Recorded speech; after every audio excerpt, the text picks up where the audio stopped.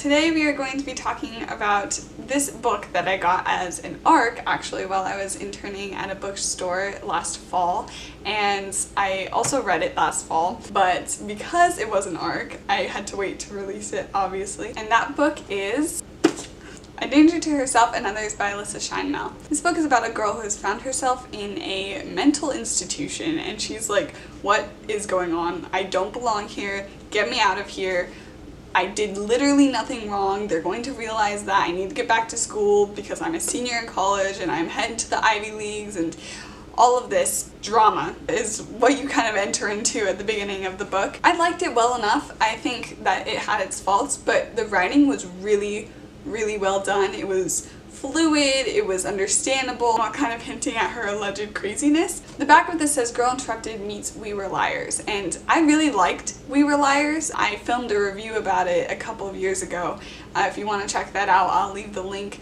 But I also don't really know much about Girl Interrupted except that it's about a mental institution, so it seemed pretty much exactly like those two because you have a really untrustworthy main character and she's not entirely sure everything that's going on, so you aren't entirely sure, and it's kind of a wild ride for a minute. So yes, I would recommend if you like We Were Liars but also didn't necessarily like as much of the heart racing parts that We Were Liars had, especially towards the end, then you would like this because it's a little bit tamer. Okay, now we're going to go into more of a spoilery discussion of the book. So if you haven't read this, I would recommend leaving. I mean, you could just stay and find out what happened if you didn't actually want to read the book. But anyway, so bye. Okay, so this book says that it's like We Were Liars, and it felt so much like that at first because of, like I said, the untrustworthy main character was huge. I was like, okay, is this girl's kind of crazy? She says she isn't crazy. There's an accident that happened. She may or may not be at fault for it. She's from the upper middle, more like upper class. So when that We Were Liars feeling started kicking in, I was kind of expecting it to get a little bit more exciting than it did. You know those graphs that you do in, like, I don't even know, math or whatever, and they go up and then they just trail down into like a long tail? That is what this book was. Like, what felt like the climax was at the end of part 1, which was like this far through. That just doesn't feel right. That was the most excited I was. And then just kind of like tapered off. It made sense, I guess, with what she was trying to do with like mental health and kind of dealing with it moving forward, but I just don't think it made a very good story to follow along, especially if you're saying it's like We Were Liars, which it is, just not the intensity of We Were Liars, because you kind of figure out the actuality of the situation right then, like just after halfway through the book. It doesn't leave you gripping onto the ledge for as long as We Were Liars does. Another way that it doesn't really feel like We Were Liars is E. Lockhart writes that book with critiques of classism and racism, and they're very prevalent throughout the story. And like even Girl Interrupted is a feminist literature, and so I think that there's a lot that this kind of work can do for, you know, being critical of society or whatever, but it chose not to. There were mentions of feminism and they were of an upper class, but they didn't really like bring that in. And then obviously mental health was a huge thing, but it was never critical. It felt just kind of light. Like, as hard as the topic is, I feel like it could have been more critical, given the platform that Alyssa decided to write from. Despite this, however, it was still really interesting to see into the mind of a psychotic person, and I think that Alyssa did that really well. I mean, as far as I can tell. Towards the beginning, I was reading it like I was like, this chick is crazy. Like, there's got to be something wrong with her, because her mind just kind of skipped around and flew down rabbit holes, and then she would lie to us and herself. Like that one time when she was like looking outside and she's like, oh, there's barely any plants, and then she, like a chapter or two later, she was like, oh, I lied, there's trees everywhere. It's like, oh, okay, like that was my first hint that this girl wasn't just a little bit off, you know, just a little strange. She was actually crazy. But I also think that Alyssa did a really good job of making her mind seem clearer as she started growing, as the antipsychotic medications started to kick in. Even like by the end of it, when she started spiraling like on the plane or in the bathroom, she used the same methods that she had previously to show Hannah's psychotic episodes, like the maybe this, maybe this, maybe this, maybe. And in addition to her voice, I don't know if you guys noticed this, but it felt like sometimes there were moments when she would repeat things when she was on her meds that she had already said previously, but in a way that seemed less crazy and more stable and like she actually understood the situation. I tried to find some of these examples and couldn't. So if you come across them, let me know, because I'm curious to see those connections that were created. Another thing that I think was done really well was how much doubt was placed into us as the reader as well as into Hannah. Like every time she would look back on herself and be like, did I hurt this person?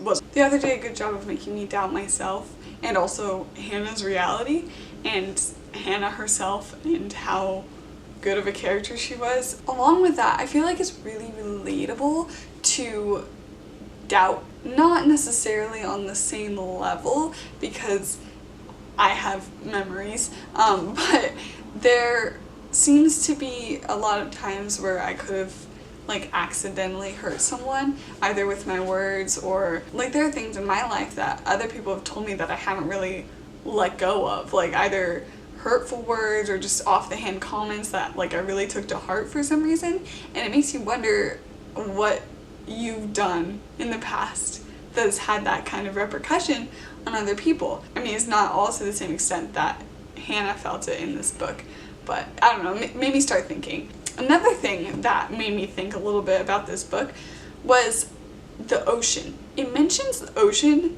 quite a few times, like at least 5. They are in California, so it makes sense why they would mention the ocean, but it never once shows it. Like when they're in the hearing in San Francisco, you can see the bay on one side and Highway 101 on the other.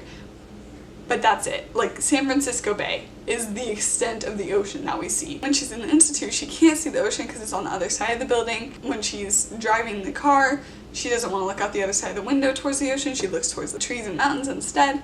So it's really interesting, and it makes me wonder if that's just to elaborate on that entrapped feeling that she has. If you can see the ocean and the wide expanse, like wow, there's so much out there, but not showing us the ocean kind of gives a limit to Hannah's ability to grow, her ability to move on from this illness, which she can't because it's just an affliction that she has to deal with. But yeah, that was really curious to me that they didn't show the ocean at all. Let me know if you have any thoughts about that. Before we wrap up, there was a couple of things I wanted to say about the characters.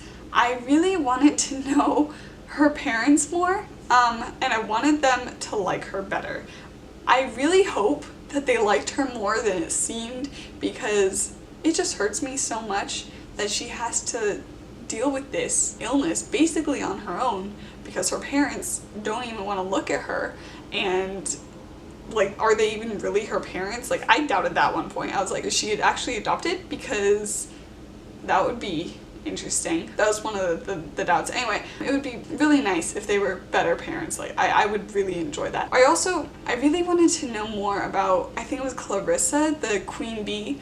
I feel like the role that she was given, you know, like her role in the institute, being above all of the other girls, might not have been as drastic as it was. But if it was as drastic as it seems, I want to know what got her there and like who she is and why she's there, and I don't know why. I'm so intrigued by that character. And then there's Agnes. I really, really want Agnes to be okay and to like get a follow-up on her, and I wish that there was some way for her and Hannah to reconcile in the future.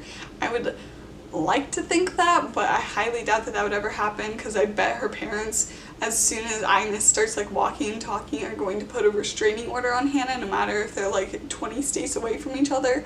I guess just in general, I kind of wish we had gotten more characters and more characterization of characters outside of Hannah, and kind of Dr. Lightfoot too. But it makes sense that we didn't, because all the story really is happening inside of Hannah's head. Like, the major conflict is inside of Hannah's head. So it makes sense why we didn't get more characterization.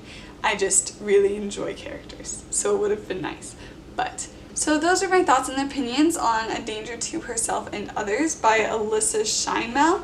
If you have any differing or concurring thoughts, please let me know in the comments and we can talk about it a little bit more. I want to know if you guys saw more than I did, just in like symbols and the writing style, because that's always what I'm most intrigued by when I read books like this. So yeah, I hope you guys have a great day and a great week, and I hope to see you guys again soon. Bye! 1, 2, 3, 4.